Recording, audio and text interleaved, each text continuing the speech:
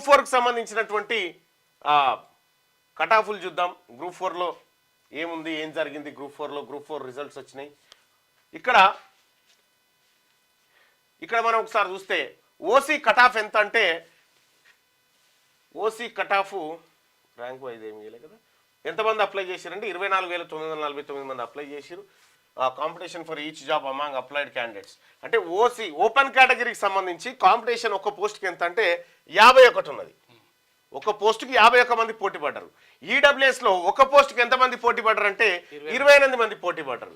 అదే బీసీఏలో బాలసంతులు, గంగేదులోళ్ళు, తర్వాత పిచ్చకుంట్లోళ్ళు, తర్వాత బుడుబుకలోళ్ళు, ఇట్లా చిన్న చిన్న వీళ్ళంతా కలిసి ఏది చాకలి మంగలి వీళ్ళందరూ కలిసి ఒక్క పోస్టుకు 82 మంది పోటీ. వీళ్ళకు ఎంత పోటీ చూడండి. బీసీబీలో ఒక్క పోస్టుకు 92 మంది పోటీ. బీసీసీలో ఒక్క పోస్టుకు 25, ఇది కన్వర్టెడ్ క్రిస్టియన్. బీసీడీకి వస్తే ఒక్క పోస్టుకు 102 మంది పోటీ పడ్డారు. బీసీఈ విషయానికి వస్తే ఒక్క పోస్టుకు 113 మంది పోటీ పడ్డారు. ఇక్కడ ఎస్సీలు ఒక్క పోస్టుకు 113 మంది పోటీ పడితే ఎస్టీలు 127 మంది పోటీ పడ్డారు. ఎస్టీలు ఒక్క పోస్టుకు 127 మంది కొట్లాడుకుంటే, అదే ఈడబ్ల్యూఎస్సీ అగ్రవర్ణాలలో ఒక్క పోస్టుకు 28 మంది. చూసుకో ఎంత కాంపిటీషన్. ఇది చూడొచ్చు. EWS economically weaker section category representing 3.42% of the total population of applicants secured 11.10 of the total post.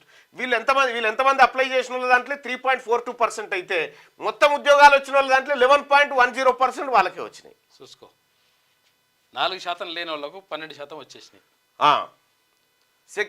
ఇంత ఇక this result is an excess representation అంటే వాళ్ళకి రావాల్సిన దానికంటే 7.68% ఎక్కువ ఉద్యోగాలు.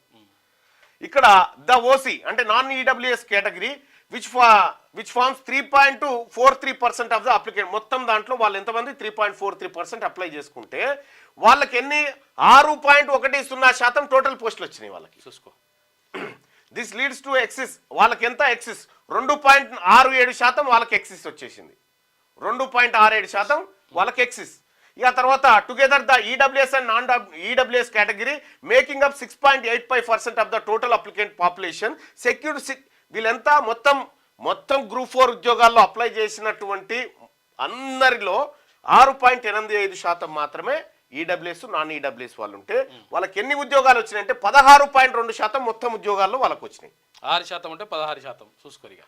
రిప్రజెంటేషన్ షోయింగ్ అండ్ ఎక్సిస్ 9.35% ఉద్యోగాలు అదనంగా పోయినాయి ఇప్పుడు వాళ్ళకి. 9.35% ఉద్యోగాలు. Most other category appearance to have sacrificed a portion of their quota to the OC. ఇక్కడ ఏది most of the categories appear to have sacrificed, వీళ్ళందరూ త్యాగం చేసి ఓసీ వాళ్ళకి ఈడబ్ల్యూఎస్ వాళ్ళకి అప్పచెప్పారు. Indicating shift the job allocation in favour of this groups. వీళ్ళకు పోయినాయి. అయిపోయిందా? ఈడబ్ల్యూఎస్ కోట ఎంత కొంపలారుస్తుందో చూడ్రి. ఇంకా ఇదే కాదు, cut off wise rank wise కూడా ఒకసారి చూద్దాం. ఇది గ్రూప్ 4 కి సంబంధించి, ఇది అసిస్టెంట్ మోటార్ వెహికల్ ఇన్స్పెక్టర్ సంబంధించి ఒకసారి చూద్దాం. అసిస్టెంట్ మోటార్ వెహికల్ ఇన్స్పెక్టర్ కి సంబంధించినటువంటి ఆర్టీఓ అవుతారు తర్వాత. ఇక్కడ breakup of vacancies for the post of assistant motor vehicle inspector in transport department general recruitment notification number 31/2022 పలానా రోజు వేసిరిగా. Zone multi zone 1 multi zone 2 total పోస్టులు. ఓసీలకు మొత్తం దీంట్లో 42 ఓపెన్ కేటగిరీకి సంబంధించిన పోస్టులు ఉన్నాయి. ఈడబ్ల్యూఎస్ వాళ్ళకు 11 ఉన్నాయి. బీసీఏ వాళ్ళకు 10, బీసీబీ వాళ్ళకి 8, BCC 2, BCD 6, BCE 5, SC 16, ST 11, sports కోటాలో 2. మొత్తం పోస్టులు వచ్చేసి 113 పోస్టులు ఉన్నాయి. 113 పోస్టులలో 42 ప్లస్ 11 53 పోస్టులు ఓన్లీ వాళ్ళకు ఇప్పుడు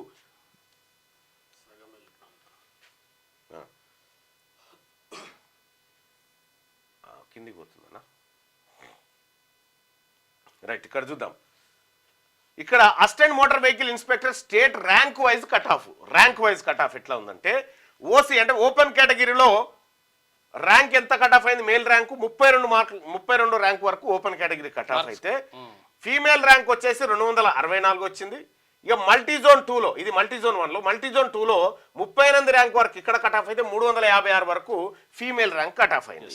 ఇక్కడ ఈడబ్ల్యూఎస్ వాళ్ళకు, అంటే ఈడబ్ల్యూఎస్ వాళ్ళకు మల్టీజోన్ 1లో 105 ర్యాంక్ వస్తే ఉద్యోగం వచ్చింది. ఈడబ్ల్యూఎస్ అదే ఏది ఏది ఈడబ్ల్యూఎస్ అంటే అప్పర్ క్యాస్ట్ రెడ్డి గారి బిడ్డకు వీళ్ళందరికీ వీళ్ళకి ఏం చేస్తారంటే 105 ర్యాంక్ వస్తే మగోళ్ళకేమో అందులో ఉద్యోగం వచ్చింది. అదే వాళ్ళ ఇంట్లో ఆడోళ్ళకు 640 ర్యాంక్ వచ్చినా వచ్చింది. మల్టీజోన్ 2లో 170 ర్యాంక్ వచ్చినా వీళ్ళకి వచ్చింది మేల్ ర్యాంకు. ఇక 627 ర్యాంక్ వచ్చినా వచ్చింది. ఇదే బీసీఏ చూస్తే మన చాకలోల బిడ్డకు 114 ర్యాంక్ వస్తే ఉద్యోగం రాలే, ఈ కట్ ఆఫ్. ఇక్కడ 810 ఫీమేల్ ర్యాంకు ఇది. ఇక బీసీడీ పరిస్థితి, వాళ్ళ పరిస్థితి దారుణంగా. వీళ్ళకేమో ఇప్పుడు రెడ్డోళ్ళ బిడ్డకేమో 105 ర్యాంక్ వస్తే ఉద్యోగం వచ్చింది. బీసీబీ అంటే గౌడు, పద్మశాలి, ఈ పేదలందరికీ ఇక 59 ర్యాంక్ వస్తే ఉద్యోగం రాలి. 50 అంటే వీళ్ళకంటే మంచిగా చదివినా ఉద్యోగం రాలి. ఇక్కడ బీసీడీలో ముదిరాజులు, మున్నూరు కాపులు, యాదవులు వీళ్ళందరికీ 53 ర్యాంక్ వచ్చిన ఉద్యోగం రాలే. వీళ్ళకంటే డబుల్ ర్యాంక్ వచ్చినటువంటి రెడ్డి వాళ్ళకు వచ్చింది చూడ్రి, అప్పర్ క్యాస్ట్ వాళ్ళకి. ఇక్కడ ఫీమేల్లో 437 ర్యాంక్ వచ్చినా వీళ్ళకి రాలే, కానీ వాళ్ళ ఇంటి పెద్దోళ్ళ ఇంటి ఆడబిడ్డకు 640 ర్యాంక్ వచ్చినా వచ్చింది. ఇగో ఇక్కడ బీసీబీ మల్టీజోన్ 2 బీసీబీలో 87 ర్యాంక్ వస్తే 88 ర్యాంక్ వస్తే మన వాళ్ళకు ఉద్యోగం రాలే, కానీ వాళ్ళకు 170 ర్యాంక్ వచ్చినా వచ్చింది. చూసుకో. ఇక్కడ బీసీడీలో 65 ర్యాంక్ వస్తే మన వాళ్ళకు ఉద్యోగం రాలే, కానీ వాళ్ళకు 170 వచ్చినా వచ్చింది. ఇక్కడ ఫీమేల్లో మన ఆడబిడ్డలకు, మన గొల్లోళ్ళ ఆడబిడ్డ, మన ముదిరాజుల ఆడబిడ్డ, మన గౌన్లోళ్ళ ఆడబిడ్డ, మన పద్మశాల ఆడబిడ్డ, మన ఎంబీసీ కులాల బిడ్డలకు వీళ్ళకు ఉద్యోగాలు 386 ర్యాంక్ వచ్చినా వీళ్ళకి రాలేదు. 387 వస్తే రాలేదు, వీళ్ళకి 627 ర్యాంక్ వచ్చినా ఉద్యోగం వచ్చింది. అంటే ఎవరిని ప్రతిభ ఉన్నటువంటి మాటలని డైలాగులు కొడతారు కదా, మరి ప్రతిభ ఉన్న బీసీ వాళ్ళకు ఉద్యోగాలు రాకుండా, చదువు చక్కగా రాకుండా వెనకబడ్డటువంటి వాళ్ళకు ఉద్యోగాలు పోతే దీన్ని ఏమంటారు? దోపిడీ. కాకపోతే తెలంగాణ రాష్ట్రంలో వాళ్ళు ఈడబ్ల్యూఎస్ ఎలిజిబిలిటీస్ ఉన్నది 1 or 2%, వాళ్ళకి 10% కోట అప్పనంగా దోపిడీ జరుగుతూ ఉంది. ఇగో ఇది తెలంగాణ రాష్ట్రంలో బీసీలకు జరుగుతుంది. ఇప్పుడు గ్రూప్ 4లో జరిగినటువంటి అన్యాయం. ఇక ఇదే గ్రూప్ 4లో డిస్ట్రిక్ట్ వైడ్ కట్ ఆఫ్లో ఒక్కసారి తీసుకుంటే, ఆదిలాబాద్ జిల్లాలో ఈడబ్ల్యూఎస్ కోట పేద ఏది ఈడబ్ల్యూఎస్ ఉంది కదా, ఈడబ్ల్యూఎస్ కోటాలో అప్పర్ క్యాస్ట్ వాళ్ళ పిల్లలకు, పెద్దోళ్ళ పిల్లలకు 238 ర్యాంక్ వచ్చినా ఉద్యోగం వచ్చింది వాళ్ళకు. ఇదే గౌన్లోళ్ళ బిడ్డకు 120 ర్యాంక్ వస్తే ఉద్యోగం రాలే. ఆదిలాబాద్ జిల్లాలో ఒక్కొక్కటే ఎగ్జాంపుల్ చెప్తా. భద్రాద్రి కొత్తగూడెం జిల్లా తీసుకో. భద్రాద్రి కొత్తగూడెంలో ఏది ఈడబ్ల్యూఎస్ సర్టిఫికేట్ పెట్టినటువంటి రెడ్డి గారి బిడ్డకు ఇక్కడ 284 ర్యాంక్ వస్తే ఉద్యోగం వచ్చింది. 284 ర్యాంక్ వెనుక. ఇదే కొత్తగూడెంలో పేద ముస్లింలు బీసీఈ ముస్లిం సోదరులకు 35 ర్యాంక్ వచ్చినా ఉద్యోగం రాలే.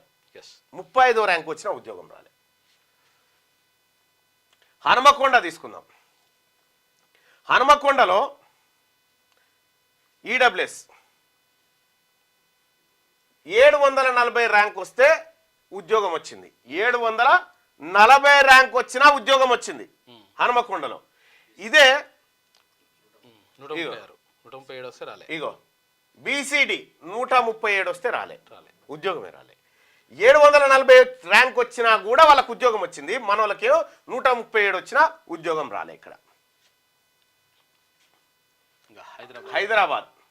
హైదరాబాద్లో ఈడబ్ల్యూఎస్ 6322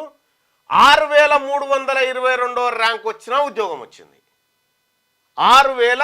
6322 ర్యాంక్ వచ్చినా కూడా ఇక్కడ ఉద్యోగం ఉంది. ఇక్కడ బీసీడీ 797 ర్యాంక్ వస్తే రాలే. ఫిమేల్ కూడా 881 వచ్చినా రాలే. ఈ దోపిడి చూడండి. ఇక్కడ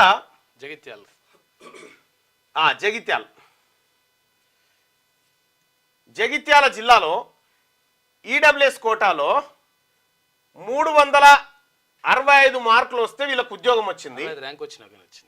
ర్యాంక్ వచ్చినా ఇక్కడ బీసీడీ 159వ ర్యాంక్ వస్తే ఉద్యోగం రాలే. ఇగో బీసీబీ 151 వస్తే రాలే అసలే. జనగామ జిల్లాకు సంబంధించి చూసుకుంటే జనగామలో ఈడబ్ల్యూఎస్ కోటాకు సంబంధించి 203 ర్యాంక్ వచ్చినా వచ్చింది వీళ్ళకు. కానీ మన బీసీడీ బిడ్డలకు 77 ర్యాంక్ వస్తే రాలే. మొత్తం ఇదే ఈ ఉద్యోగాలలో జరుగుతున్నటువంటి దోపిడీ ఏదైతే ఉందో ఇది పట్టబగటిలి జరుగుతున్న దోపిడీ. దీని మీదనే నేను మొర్ర మొత్తుకుంటున్నా. ఈడబ్ల్యూఎస్ కోటా మన పిల్లల ఉద్యోగాల కుంపలు మూస్తుంది. ఈ వేగంగా ఉద్యోగాల భర్తీ కథ ఏంటంటే ఇవే. రేపు రాబోయే ప్రభుత్వమైనా ఈ కోటాని సవరించి కోటాలో జరిగిన మోసాన్ని సరిచేసే దిశగా ముందుకు పోవాల్సిందే. ఎందుకంటే తర్వాత ఆడవాడు ఇప్పుడు ఏంది, ఇప్పుడు యూట్యూబ్ ఛానల్ కొన్ని ఉన్నాయి, వానికి ఆ తెలియదు మా తెలియదు, ఇది కులకరణ తప్పు వాళ్ళకి. ఎప్పుడైనా నువ్వు అబద్ధానికి సమాధానం చెప్పుకుంటా ఆ తర్వాత అంటే అది నిజమని ప్రచారం జరిగే అవకాశం ఉంటుంది. నిజమైతే వాడిని నమ్ముతారు కదా జనాలు, నిజమైతే వాడిని నమ్ముతారు కదా. ఇప్పుడు కులకరణ సజావుగా సాగుతా ఉంది, ప్రచారం చేస్తుంటారు. అది ప్రచారం ఎందుకు చేస్తారు? ఎవడన్నా ఈ కులకరణ విషయంలో అది పోతుంది ఇది పోతుంది అంటే పండబెట్టి తొక్కుమని చెప్పాడు ముఖ్యమంత్రి గారు. అంతే, పండబెట్టి తొక్కుమని చెప్పారు. తన్నురేం కాదు, ఈ జాతులకు అన్యాయం చేసే విధంగా ఎవడన్నా ఇవి తప్పు అని ఇది మోసం అని ఎవడనైతే వాడిని తన్నురి పండబెట్టి ఏం కాదు. నేను చెప్తున్నా, ముఖ్యమంత్రి చెప్తా ఉన్నాడు సంపద పంచాలంటే ఇది కావాలని. ఇట్లా ఈడబ్ల్యూఎస్ కోటాలో అప్పనంగా ఉద్యోగాల దోపిడీ జరుగుతూ ఉంది. తెలంగాణ రాష్ట్రంలో ఉన్నటువంటి బీసీ నిరుద్యోగులారా, బీసీ ఉద్యోగస్తులారా, మీరు రాసేటప్పుడు నాకు ఒక్కనికే ఏం కాదేమో మిగతా వాళ్ళకి ఎఫెక్ట్ పడుతుందేమో అని రాసిరు మీరంతా.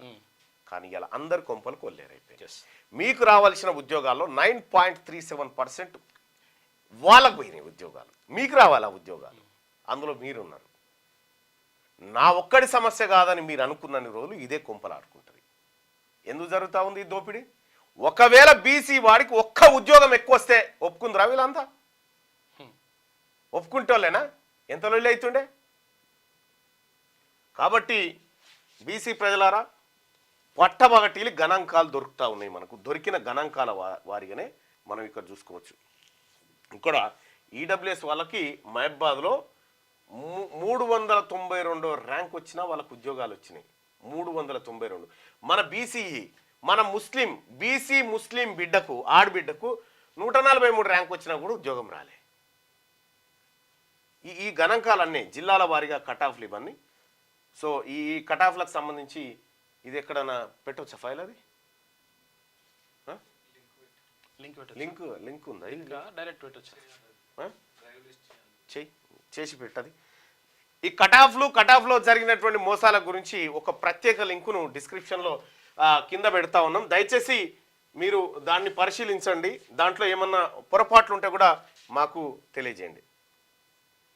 దిస్ ఈజ్ అవుట్ రైట్ ఇన్జస్టివ్ 100% కదా. నేను అదే మొత్తుకునేటువంటి క్రమంలో చాలామంది తీన్మార్ మల్లన్న నువ్వు ఈడబ్ల్యూఎస్ గురించి ఎందుకు మాట, మా పిల్లల ఉద్యోగాలు ఎత్తుకపోతే ఇంకా మరి దేని గురించి మాట్లాడి నీకున్నాం ఇడ మేము గెలిచి. తెలంగాణ రాష్ట్ర నిధులు నియామకాలు ఇక్కడనేమో ఇక్కడ డీసీ దేవి గారు, మీరు బట్టి విక్రమార్క గారిని కలవండి అమ్మా. అంతే, ఆయనను కలిసి చెప్పండి. మహిళా ఆర్టిజన్లో మేము ఉన్నామని చెప్పి ఆయన చెప్పండి. ఆయన హామీ ఇచ్చిండు. ఆయనను కలిసి మీరు చెప్పండి తల్లి. ఎందుకంటే నేను 2-3 సార్లు మీ ముందే విజ్ఞప్తి చేసిన. మీరు ముఖ్యమంత్రిని కలవచ్చు కానీ ఆయనను కలిసే పరిస్థితి లేదు, ఆయన బిజీగా ఉంటుంది. అందుకోసమే ఈడబ్ల్యూఎస్ని బొందబెట్టుడే తీన్మార్ మల్లన్న మొదటి లక్ష్యం. క్యూ న్యూస్ ఛానల్లో పనిచేయటకు అనుభవం గల సీనియర్ వీడియో ఎడిటర్స్ కావాలను సంప్రదించవలసిన నెంబర్ 8688926084. qnewsads@gmail.com ను సంప్రదించండి. లైక్ చేయండి.